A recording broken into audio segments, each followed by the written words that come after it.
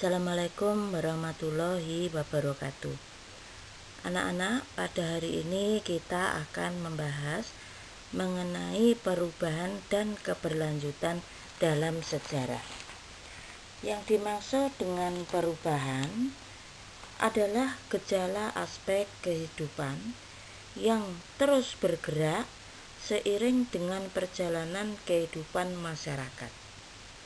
Nah, dalam sejarah akan mempelajari peristiwa yang berkesinambungan dan berubah. Sejarah ada dua perubahan, yaitu perubahan yang bersifat positif atau membangun atau progresif, dan yang bersifat negatif atau regres. Oleh sebab itu, dalam sejarah pasti ada perubahan yang terjadi dalam masyarakat. Anak-anak, kita akan melihat beberapa contoh pada sesi berikutnya.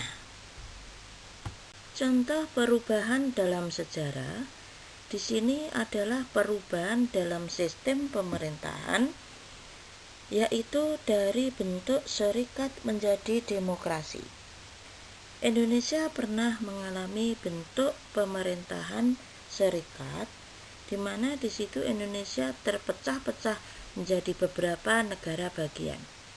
Dalam perkembangannya mengalami suatu perubahan hingga saat ini menjadi negara demokrasi. Negara demokrasi adalah negara yang dipimpin oleh rakyat untuk rakyat. Nah, kemudian contoh yang kedua adalah kepercayaan bangsa Indonesia dari animisme dan dinamisme berubah menjadi monoteisme sistem keagamaan. Kita pernah mengalami kepercayaan, kita anut dari masyarakat beraksara, itu adalah animisme yang artinya percaya terhadap arwah roh nenek moyang, dan dinamisme percaya terhadap benda-benda yang memiliki kekuatan gaib. Nah, kemudian berubah menjadi sistem monoteisme, artinya menganut suatu agama. Kemudian contoh perubahan berikutnya di sini adalah sistem perekonomian barter yang terjadi dalam masyarakat menjadi sistem jual beli dengan menggunakan uang. Di masa yang lampau, sistem barter adalah sistem tukar menukar barang, dan ada suatu perubahan di masyarakat menjadi sistem jual beli dengan menggunakan uang. Kita akan melanjutkan pada sesi berikutnya. Anak-anak, pada sesi berikutnya kita akan membahas mengenai kelanjutan dalam sejarah. Kelanjutan dalam sejarah ini merupakan suatu peristiwa yang selalu akan terus berlanjut. Kehidupan manusia ini merupakan mata rantai dari kehidupan masa lampau atau masa lalu, masa yang sekarang, dan masa yang akan datang. Sehingga sejarah juga mengalami suatu mata rantai kehidupan dari masa lampau, sekarang, dan yang akan datang. Kita akan melihat contoh dari keberlanjutan dalam sejarah pada sesi berikutnya. Contoh keberlanjutan dalam sejarah adalah Kerajaan Mataram Hindu harus berpindah dari Jawa Tengah ke Jawa Timur karena meletusnya Gunung Merapi.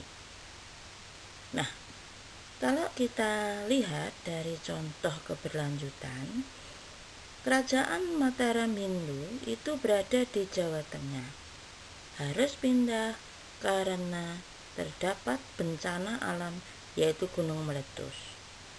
Nah, berpindah dari Jawa Tengah ke Jawa Timur menunjukkan contoh keberlanjutan, artinya kerajaan itu berlanjut.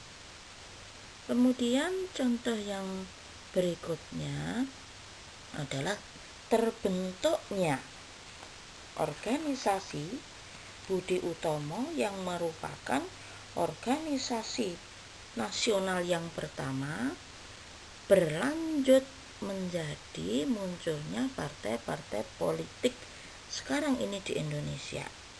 Artinya Budi Utomo sebagai organisasi politik pertama tidak pernah berhenti tetapi berlanjut, yang sekarang menjadi partai-partai politik yang ada di Indonesia.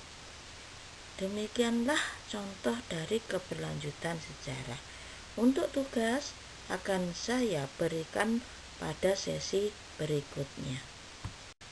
Anak-anak, akhir dari pemberian materi yang sudah kalian pahami, maka di sini ada tugas yang harus kalian kerjakan secara mandiri. Baik di situ adalah contoh konsep berpikir diakronik dan sinkronik maupun perubahan dan keberlanjutan dalam sejarah. Akhir kata, assalamualaikum warahmatullahi wabarakatuh.